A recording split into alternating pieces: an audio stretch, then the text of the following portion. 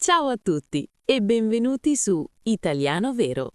Oggi sono qui con Luca per una nuova conversazione italiana che vi aiuterà tantissimo a pensare in italiano. Sapete, molti studenti ci chiedono spesso come si usano due verbi molto comuni, ma diversi: sentire e ascoltare. In questo video vedremo proprio come usarli correttamente per migliorare il vostro Italian Listening Practice in modo semplice e naturale. Ciao Marta, hai proprio ragione. È un argomento fondamentale per chi vuole imparare l'italiano bene. Ma prima di iniziare il nostro dialogo, volevo dire una cosa importante a chi ci guarda. Se vi piace quello che facciamo, iscrivetevi al canale e mettete un bel like. È un piccolo gesto per voi, ma per noi è fondamentale per far crescere la nostra comunità di italiani veri e continuare a creare contenuti gratuiti per voi. Esatto, commentate anche se avete dubbi, noi leggiamo tutto. Ma ora Luca, senti questo rumore in sottofondo? Mi sembra che qualcuno stia suonando il piano qui vicino. Sì, ora lo sento. È una melodia molto dolce. Ma vedi, Marta, io sento il rumore, perché le mie orecchie percepiscono il suono, ma non mi ero fermato ad ascoltare la musica con attenzione, finché non me lo hai detto tu. Bravissimo, hai già spiegato la differenza principale. Sentire è quasi involontario. Io sento un rumore, sento il freddo, sento un profumo. Invece, ascoltare richiede attenzione. Ad esempio, i nostri amici a casa stanno ascoltando la nostra voce per fare pratica di conversazione italiana. Proprio così. È come la differenza tra vedere e guardare. Sentire è il senso fisico. O, a proposito di parole importanti, facciamo una piccola analisi del lessico di quello che abbiamo appena detto. Abbiamo usato delle parole chiave bellissime. Ottima idea! La prima parola è sicuramente sottofondo. Il sottofondo è un suono o una musica che sentiamo in modo leggero mentre facciamo altro. Per esempio, ora sentiamo la musica in sottofondo mentre parliamo. È un termine utilissimo per descrivere l'ambiente.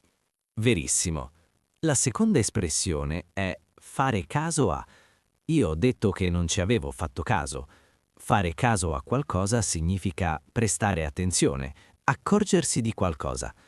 Se non fai caso a un rumore significa che lo senti, ma non lo ascolti veramente.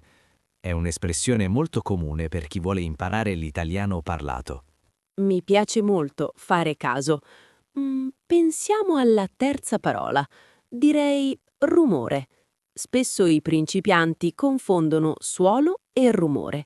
Il rumore di solito è qualcosa di poco piacevole o generico, come il traffico o qualcuno che lavora in strada. Ah, come il mio vicino che usa il trapano ogni sabato mattina. Quello è un rumore che sento purtroppo molto bene, anche se non vorrei affatto ascoltarlo.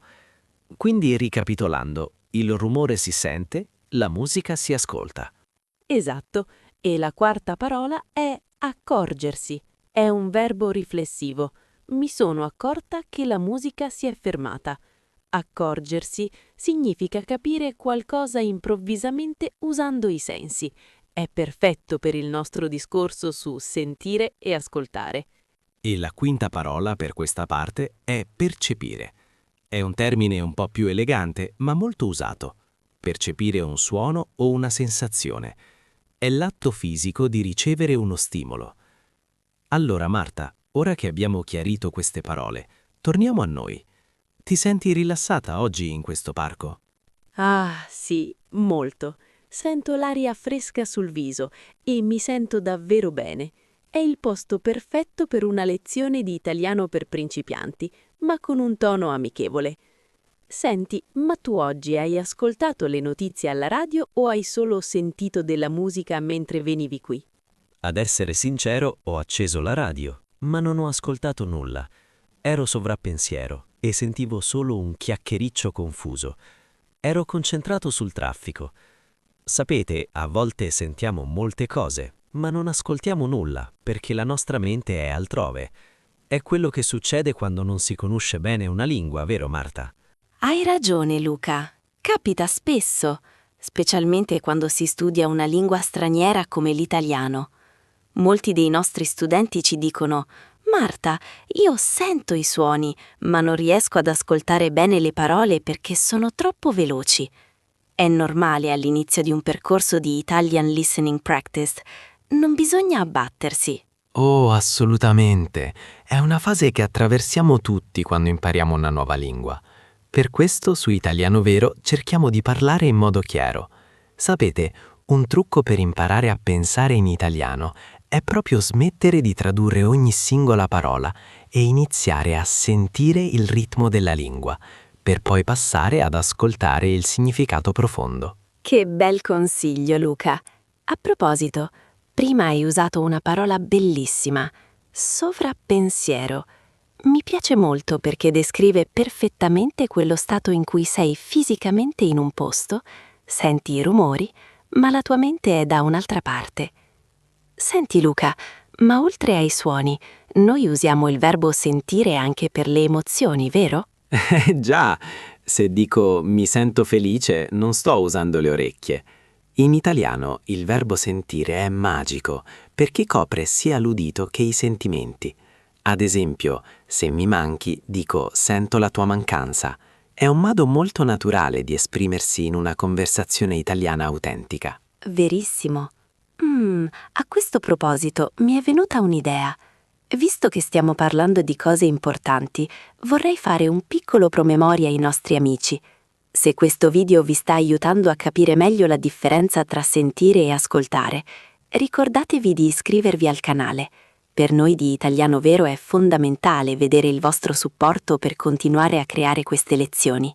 E se mettete un like, ci fate capire che questo formato vi piace. Grazie Marta per averlo ricordato, è davvero importante per noi. Ma ora torniamo al nostro lessico. Abbiamo usato altre espressioni molto interessanti in questa parte. Vogliamo analizzarle? Certamente. Cominciamo proprio da quella che ho citato prima. Sovrappensiero. Significa essere immersi nei propri pensieri, quasi isolati dal mondo esterno. Si usa moltissimo quando qualcuno ci parla e noi non rispondiamo subito perché stiamo pensando a qualcos'altro. La seconda è sentire la mancanza. È il modo italiano per dire to miss someone or something. Non diciamo manco te, ma sento la tua mancanza oppure mi manchi. È una delle espressioni più dolci per chi vuole imparare l'italiano e parlare di sentimenti. La terza è prestare attenzione. Questa è la chiave del verbo ascoltare. Ascoltare significa proprio prestare attenzione a ciò che viene detto. Se ascoltate questo podcast con attenzione, il vostro vocabolario italiano crescerà tantissimo ogni giorno. La quarta è un'espressione che amo, mettercela tutta. Significa impegnarsi al massimo. Ce la metto tutta per imparare l'italiano. È un incoraggiamento che diamo sempre ai nostri studenti dei livelli A1, A2 e B1. Non mollate mai. E la quinta è chiacchiericiccio. È un termine simpatico per descrivere il suono di molte persone che parlano insieme a bassa voce, magari in un bar o in una piazza. È un suono che si sente in sottofondo, ma è difficile da ascoltare perché ci sono troppe voci sovrapposte. Bellissime parole, Marta. Senti, a proposito di chiacchiericiccio, hai sentito cosa dicono in giro? Pare che ci sia un nuovo modo per imparare le lingue mentre si dorme, ma io sono scettico. Io preferisco ascoltare una buona conversazione tra amici, come stiamo facendo noi adesso. Concordo pienamente. Sentire passivamente non basta, bisogna essere attivi. Per questo chiediamo sempre ai nostri amici di scrivere nei commenti. Ad esempio, ragazzi, scriveteci una frase usando il verbo sentire per un'emozione. Vi sentite stanchi, allegri o motivati oggi? Aspettiamo i vostri commenti, è il modo migliore per fare pratica. Comunque Marta, prima parlavamo della radio. Mi è venuto in mente che l'altro giorno ascoltavo un'intervista molto interessante e ho capito che spesso anche tra madrelingua usiamo sentire al posto di ascoltare nel linguaggio colloquiale. Ad esempio diciamo spesso «Hai sentito l'ultimo disco di quel cantante?» Ma in realtà intendiamo dire se lo abbiamo ascoltato con attenzione. è un po' una zona grigia della lingua, non trovi? Hai ragione, Luca. Nel linguaggio di tutti i giorni, i confini tra questi due verbi sono a volte un po' sfumati. Tuttavia, c'è una situazione specifica in cui usiamo quasi esclusivamente il verbo ascoltare, quando parliamo di seguire un consiglio o un suggerimento.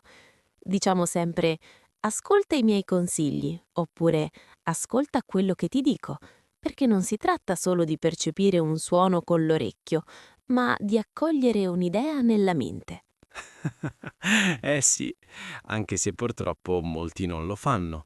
Dare ascolto è un'espressione bellissima che usiamo in Italia. Significa proprio non solo sentire le parole, ma anche metterle in pratica o fidarsi di chi parla. È quello che suggeriamo sempre a chi vuole imparare l'italiano. Date ascolto ai nostri video di conversazione italiana e vedrete che i progressi arriveranno velocemente. Esatto, è proprio un consiglio da amici. Ragazzi, se volete davvero migliorare, ascoltate spesso questo italiano podcast e cercate di ripetere le frasi ad alta voce mentre camminate o cucinate. Aiuta tantissimo per il vostro percorso nei livelli italiano A2 o B1, per iniziare a pensare in italiano senza tradurre tutto mentalmente. E non dimenticate che l'ascolto attivo è la base di ogni Italian Listening Practice. Se ascoltate l'italiano ogni giorno, anche solo per 10 minuti, il vostro orecchio si abituerà ai suoni della nostra lingua. Oh Marta, sai cos'altro sento spesso nelle conversazioni quotidiane? Le persone che usano sentire per parlare del proprio corpo o della propria salute. Ad esempio, oggi mi sento un po' stanco. Giusto, questo è un punto fondamentale. Usiamo sentire per le sensazioni fisiche, come il caldo, il freddo o il dolore. Se hai mal di testa, non dici che ascolti un dolore forte, ma che senti un dolore forte. È un uso essenziale del vocabolario italiano che ogni studente deve conoscere bene. Ma ora, che mi dici se facciamo la nostra solita analisi del lessico per fissare bene questi concetti? Prontissimo. La prima espressione di questa parte è sicuramente dare ascolto. Come abbiamo spiegato, significa seguire un consiglio o prestare molta attenzione a quello che qualcuno suggerisce per aiutarci. È un'espressione molto naturale per chi vuole imparare l'italiano parlato. La seconda è un verbo riflessivo molto comune, sentirsi. Indica lo stato di salute o l'umore. È la base della conversazione italiana quotidiana. Se un amico ti chiede «Come stai?», puoi rispondere con entusiasmo «Mi sento benissimo oggi». La terza parola è disturbare. Spesso usiamo questa parola parlando di suoni.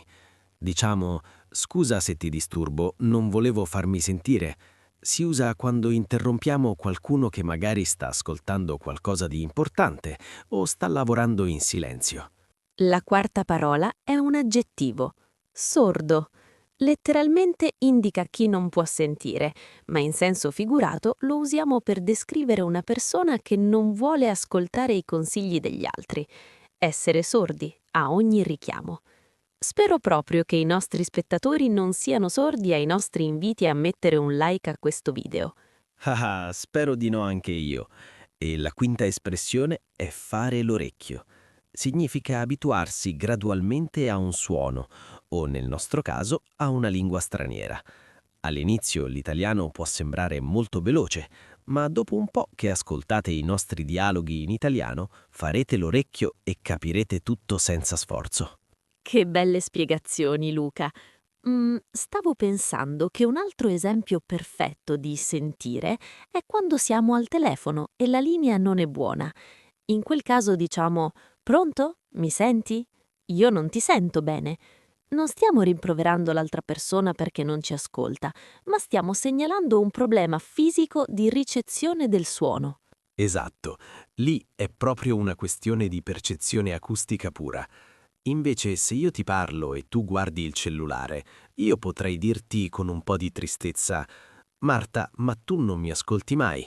In quel caso la mia voce arriva alle tue orecchie, quindi tu mi senti, ma la tua attenzione è altrove, quindi non mi stai ascoltando. Oh no, spero di non farlo mai con te. però è un esempio perfetto. Ricordi quella volta che cercavamo di ascoltare quel concerto jazz in piazza, ma c'era così tanto rumore di persone che parlavano che sentivamo solo i bassi della batteria? Ecco, in quella situazione volevamo ascoltare la melodia, ma sentivamo solo un gran caos intorno a noi. Che disastro quel giorno. Non riuscivo proprio a concentrarmi sulla musica, però sentivo le vibrazioni del pavimento sotto i piedi. Vedete, amici, sentire riguarda anche le vibrazioni fisiche. È affascinante scoprire quante sfumature hanno queste parole mentre si impara l'italiano vero. Verissimo. Prima di andare avanti, vorrei ringraziare tutti i nostri iscritti. Se siete arrivati a questo punto del video, siete davvero motivati a migliorare il vostro italiano. Se non l'avete ancora fatto, iscrivetevi subito al canale Italiano Vero. Per noi è il modo migliore per capire che queste lezioni sono utili e che vi piace questo stile di insegnamento calmo e amichevole. Assolutamente. Il vostro supporto è la nostra energia. Senti, Marta, ma ti è mai capitato di usare l'espressione sentire puzza di bruciato? Non intendo letteralmente in cucina quando si brucia la pasta, ma in senso metaforico, quando qualcosa non ti convince e hai un brutto presentimento. Oh sì, Luca, sentire puzza di bruciato è un'espressione fantastica che usiamo sempre quando sospettiamo che qualcosa non vada bene. È un altro modo in cui usiamo sentire per l'intuizione, non solo per l'udito o per le emozioni forti. È come se il nostro sesto senso ci dicesse di stare attenti. Esatto, è proprio un'intuizione. Invece, pensandoci bene, quando diciamo ascoltare il proprio istinto o ascoltare il cuore, intendiamo proprio fermarsi a riflettere su ciò che sentiamo dentro. Vedete come la lingua italiana è piena di sfumature? Per chi sta iniziando a imparare l'italiano, queste differenze possono sembrare difficili, ma con la pratica tutto diventa più naturale. Verissimo.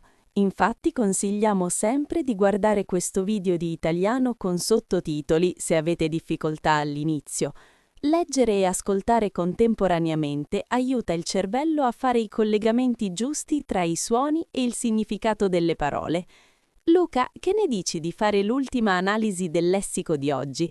Abbiamo usato dei termini davvero utili per una conversazione italiana autentica. Ottima idea, Marta. Cominciamo proprio con sentire puzza di bruciato. Come abbiamo detto, significa avere il sospetto che ci sia un imbroglio o qualcosa di strano in una situazione.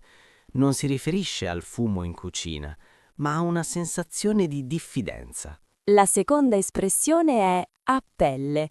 Diciamo spesso questa persona mi piace a pelle oppure sento a pelle che questa è la decisione giusta. Significa sentire qualcosa in modo immediato e istintivo, proprio come se la sensazione toccasse la nostra pelle. È un modo molto comune di parlare tra italiani veri. La terza è il verbo fidarsi. Per ascoltare i consigli di qualcuno, dobbiamo fidarci di quella persona. Significa avere fiducia, credere nella sincerità di qualcuno. È fondamentale in ogni rapporto umano. La quarta parola è malinteso. Un malinteso nasce spesso quando sentiamo una parola ma non ascoltiamo bene il contesto, oppure quando capiamo fisicamente il suono ma interpretiamo male il significato. Studiare bene la differenza tra sentire e ascoltare serve proprio a evitare ogni malinteso durante una conversazione in italiano. E la quinta parola, molto tecnica ma importante per i nostri amici, è sottotitoli. Molti di voi stanno usando l'italiano con sottotitoli per studiare. I sottotitoli sono le scritte che appaiono sullo schermo e che traducono o trascrivono quello che noi diciamo. Sono uno strumento eccezionale per chi vuole imparare l'italiano basico o intermedio. Grazie Luca, spiegazioni perfette. Siamo arrivati quasi alla fine della nostra chiacchierata. Spero che questo video vi sia stato utile per capire finalmente quando usare sentire e quando usare ascoltare. Prima di salutarci vorrei chiedervi una cosa. Scrivete nei commenti una frase usando l'espressione a pelle. Cosa sentite a pelle oggi? Siete felici di aver imparato qualcosa di nuovo? Siamo curiosissimi di leggere le vostre frasi. Non dimenticate di iscrivervi al canale Italiano Vero e di attivare la campanella per non perdere i prossimi video di Italian Listening. Mettere un like è il modo più semplice per dirci grazie, continuate così. È stato un piacere passare questo tempo con voi. Ricordate che imparare una lingua è un viaggio bellissimo e noi siamo qui per accompagnarvi passo dopo passo verso il traguardo di pensare in italiano in modo fluido e naturale. Luca, hai un ultimo saluto per i nostri amici? Certo, continuate ad ascoltare molta musica italiana e a sentire l'entusiasmo per questa lingua meravigliosa. Grazie a tutti per averci seguito fin qui, siete stati fantastici. Ci vediamo nel prossimo video per un'altra lezione di italiano divertente e autentica. Un abbraccio a tutti e a presto su Italiano Vero. Ciao!